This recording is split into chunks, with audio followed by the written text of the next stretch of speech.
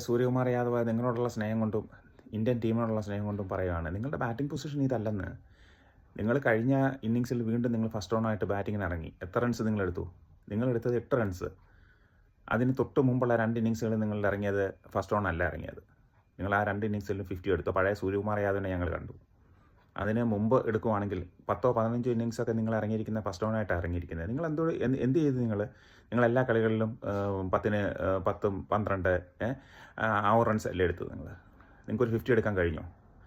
അപ്പോൾ ഓരോ ബാറ്റ്സ്മാനും ഓരോ പൊസിഷനുണ്ടെന്ന്, ഓരോ ബാറ്റിംഗ് പൊസിഷനുണ്ട്. അതുകൊണ്ടാണ് ആ ഓരോരോ ബാറ്റിംഗ് പൊസിഷനിൽ നമ്മൾ സച്ചിനെ വൺ ഡേ ക്രിക്കറ്റിൽ ഓപ്പണറായിട്ടും റിക്കി പോണ്ടിങ്ങിനെ ഫസ്റ്റ് ഡൗൺ ആയിട്ടും അങ്ങനെ ഓരോരോ പൊസിഷനിൽ വെച്ചിരിക്കുന്നത്. പണ്ട് ആസ്ട്രേലിയയുടെ ഒരു മൈക്കിൾ ബേവൻ എന്ന് പറഞ്ഞ ബാറ്റ്സ്മാൻ ഉണ്ടായിരുന്നു.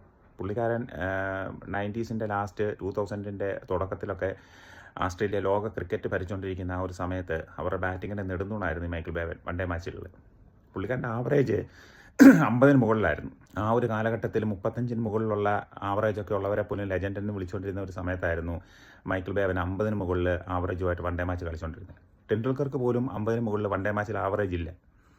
ആ ഒരു സമയത്ത് ഇത്രയും മികച്ച ആവറേജിൽ കളിച്ചുകൊണ്ടിരുന്ന മൈക്കിൾ ബേവൻ്റെ ബാറ്റിംഗ് പൊസിഷൻ 6ാമത്തെ പൊസിഷനായിരുന്നു ബാറ്റിങ്ങിൽ. ഒന്ന് ആലോചിച്ച് നോക്കി. എന്നാൽ ഇവർക്കൊക്കെ വിചാരിക്കാമല്ലോ, ആസ്ട്രേലിയൻ ടീമിന് വിചാരിക്കാം, മൈക്കിൾ ബേവന് വിചാരിക്കാം, എന്നാൽ ഞാൻ ഇത്രത്തോളം വൺ ഡേ മാച്ചിൽ കളിക്കുന്നുണ്ട്. പുള്ളിക്കാരൻ 200-ന് 260 അത്ര വൺ ഡേ മാച്ചുകളും കളിച്ച വ്യക്തിയാണ്. അല്ലാതെ 10-50 വൺ ഡേ മാച്ച് കളിച്ച് ആവറേജ് ഇത്ര എടുത്ത ഒരു വ്യക്തിയല്ല. പുള്ളിക്കാരൻ വിചാരിക്കാമായിരുന്നല്ലോ, എന്നാൽ ഞാൻ ഫസ്റ്റ് ഡൗൺ ഇറങ്ങാം, അല്ലെങ്കിൽ സെക്കൻഡ് ഡൗൺ ഇറങ്ങാം, എനിക്ക് ഞാൻ ഇതിലെക്കാട്ടിൽ കൂടുതൽ റൺസ് എനിക്ക് സ്കോർ ചെയ്യാൻ പറ്റിയേനെ. ഇറങ്ങിയില്ല, അല്ലെങ്കിൽ ഇറക്കിയില്ല. കാര്യം ഓരോ ആൾക്കാർക്കും ഓരോ പൊസിഷനുണ്ട്.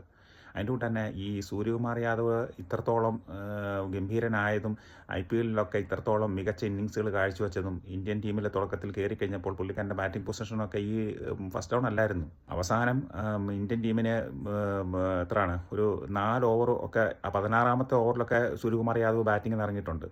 അങ്ങനെ ഇറങ്ങി പുള്ളിക്കാരൻ മിന്നൽ പ്രകടനങ്ങൾ കാഴ്ചവെച്ചിട്ടുണ്ട്, 50 വരെ എടുത്തിട്ടുണ്ട്. അങ്ങനെയൊക്കെയാണ് സൂര്യകുമാർ യാദവിനെ നമ്മൾ ഇഷ്ടപ്പെട്ടത്.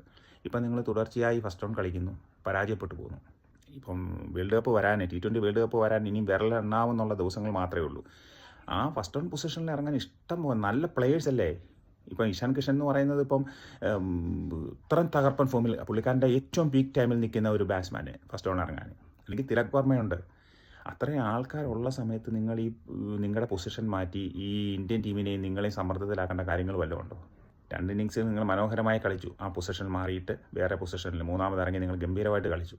അപ്പോൾ 3ാമതോ 4ാമതോ എൻ്റെ പേഴ്സണലായിട്ട് ഒപ്പീനിയൻ നിങ്ങൾ ഏറ്റവും കുറഞ്ഞ 3 അല്ലെങ്കിൽ 4 ഇറങ്ങിയാലും കുഴപ്പമില്ല. നിങ്ങൾക്ക് നല്ല പെർഫോമൻസ് കാഴ്ചവെക്കാൻ കഴിയും.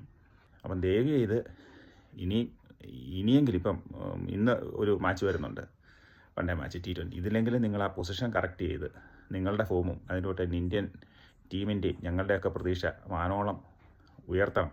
All the best.